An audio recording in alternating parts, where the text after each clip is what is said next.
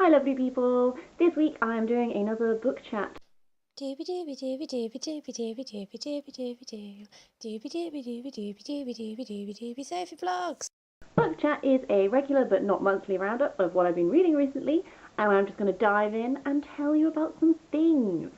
First up is a book I do not physically have because I have lent it to someone, but that is It Just Me by Miranda Hart.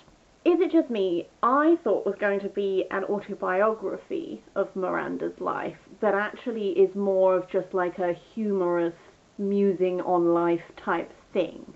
So the conceit of it is that she's sort of talking back to like her 18-year-old self.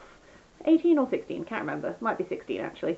She's talking back to her potentially 16-year-old self about like, is it just me? The silly things she does, the life lessons she thinks we should all take to heart, that sort of thing. I definitely liked this book. I think if I was to do the reading process all over again, I wouldn't have read it in such a short time, because I think I read it over about 2 to 3 days, because it's very easy to read. The writing is very easy, it's very like accessible.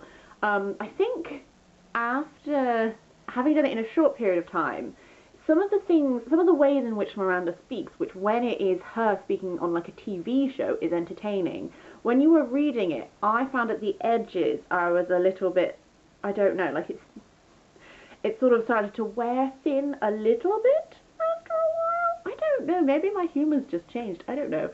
I still think she's fabulous. My point being is I think this would be actually really good to have as an audiobook, because I imagine there's an audiobook of her reading it somewhere, and I definitely read the whole book in her voice. And so I think maybe audiobook might be like the best format to consume this in, because I think it would be really gorgeous just to have her speaking the words to you rather than like, I think when you read things, sometimes these things can get a little bit repetitious, I think maybe. I think that was my thing, is as well, is like by life lesson, there's a lot of her 16-year-old self, she sort of gives her a voice, and they have like conversations in the book, and sometimes it gets a little bit wearing when they're like, she's explaining the concept of a DVD to her 16-year-old self, and I'm like, this is great, but like, can we get on with it? I don't know, that sounds really harsh. I did really like it, it was lovely. If you like Miranda Hart, you'll like this book. Next up, we have Anya's Ghost by Vera Brosgol. This is lent to me by someone who I work with. We're doing like a comic syndicate where we all bring in our graphic novels and comics and then lend them all around, and it's quite fabulous. This was a lot of fun actually. I liked this a lot. The art style is quite cute. Let me show you, like, this is just an example spread. I like the way she draws people. I like the way she draws our main character. What essentially happens is our main character manages to fall down an abandoned well, discovers the ghost of this girl called Anya, who tells her all about like her tragic backstory and how she came to be there and how her murder has never been solved and blah blah blah. And then when she escapes, a little bit of Anya's bone comes with her, which means that Anya's ghost can come around with her. And so then the rest of the story is all about what happens between these two people. This was really fun. I liked it a lot. It's so easy to read, super easy to read. I think I sped through it in like a day. Our main character is super funny, and relatable, like, you know, like she's an awkward teenage girl and she doesn't want to get bullied, and she has a crush on a hot boy and all this stuff. There is a little bit of creepiness at the edges, which I will not go into what causes that or why, but there is like a little bit of creepiness that builds as time goes on, which I really enjoyed. And just essentially, I feel like this is a really great, like, I feel like teenagers would really enjoy this, I feel like adults would really enjoy this.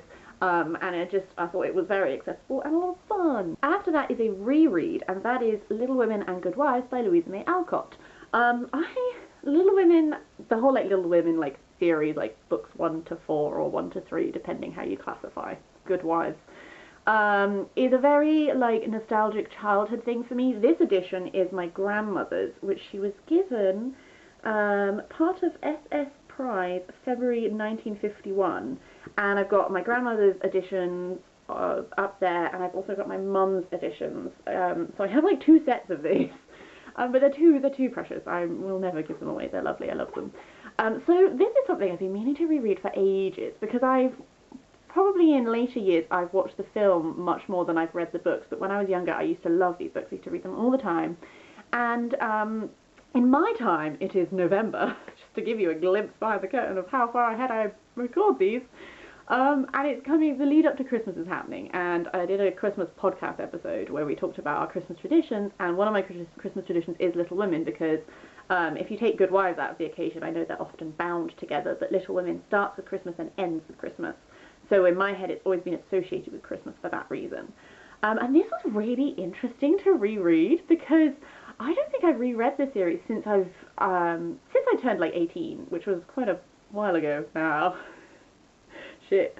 And my relationship to the characters and my views on plot happenings has been changed as a result of this. So I find myself less enamoured of all the men in these books, apart from Grandfather Lawrence, who is a darling. Not actually Laurie. I also fine with Laurie. I think essentially I really liked Little Women, because I love the relationships between these sisters and the family and all of that. I don't mind the moralising when it's about who do you want to be as a person, although like we do get a little bit damning of like Meg's vanity and stuff at times, and I'm just like, just let her wear a pretty dress. She can do it without her soul being corrupted.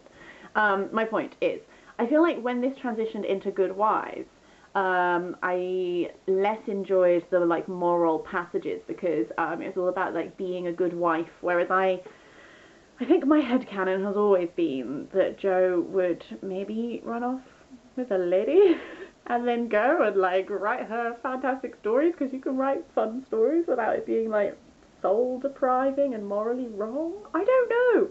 I think essentially just reading these as I am now, in the time I live in now, I find some of the moral sentiments a little bit cloying and a little bit would have liked just Jo could never have married. Maybe she would have been, I don't know what I wanted. I don't even hate Professor Bear or anything. And I just felt like, I don't know. Things didn't sit so well with me anymore. I want to go read a lot of Little Women fan fiction now to see how other people responded to this. So yeah, that's just, I don't know. How do you feel about Little Women? How do you react to, like, I don't know, the values? I don't know. We can tell I'm just like having like a perplexing moment in response to like a childhood favourite, and now I'm like, everything's more complicated. And finally, I'm going to end on a 2-in-1. A little bit, I'm hoping this book chat will be shorter than others. We'll see, because I've got a lot to say about this, maybe.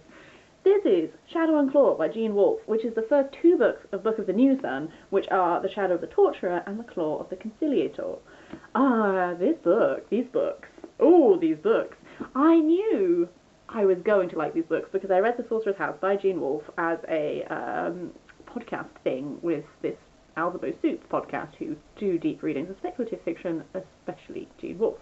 So Alzabo Soup have started doing their talk through of Shadow of the Torturer, and so I thought I'll read along with the podcast, because they tend to do like an hour podcast on a chapter or 2 chapters, because there's just so much to unpick and talk about and consider the implications of and stuff like this. So I thought I would read along chapter by chapter. What's actually happened is they're currently talking about chapter 5, and I finished the 2 books because I couldn't stop the reading part of it.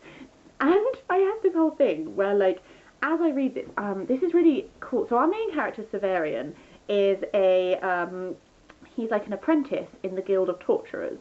And it's sort of this, you think, as you read it, everything sounds quite like medieval fantasy with the descriptions and stuff, but as it goes on, it becomes apparent that this is actually like a Dying Earth book, so it's set quite far in our future, and like things become revealed. So as time goes on, you become aware that, like, he talks about this paint. This is always my example, because I only want to spoil one thing rather than lots of things.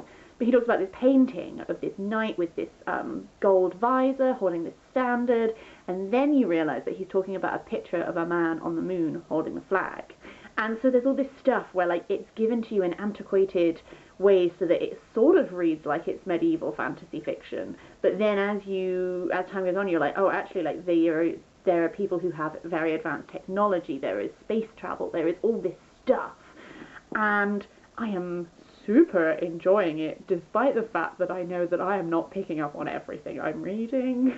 So yes, it's definitely something where Jean Wolfe is putting a lot in, and I know that I'm picking up on, like, this level of it, but then if I was to reread it, which I do intend on doing sometime, I'll be getting all of this extra stuff which I just hadn't noticed. And so I think what I'm going to do is that when I finish the other two books, I might just do a single video that is just like my first read through, here are my thoughts on the series as a whole, and then as time goes by, I would like to reread the series. I am also finding listening to Azabo Soup's podcast very helpful. They're illuminating stuff that maybe, or maybe like they're talking about how certain things, which if I'd listened to it when I was just reading chapter by chapter, I wouldn't get why that would be significant. But because I've read the rest of like the first book or something, I'm like, oh, this does relate to that thing later on, which I didn't pick up on at the time, but now I am. So yes, suffice to say, like, good. Probably not getting all of it, but still very good. That's all I'm going to talk about this week. If you have any thoughts on these, as per usual, please do let me know. I would love to hear them. Apart from that, I hope you're having the loveliest of days, and I will see you next week.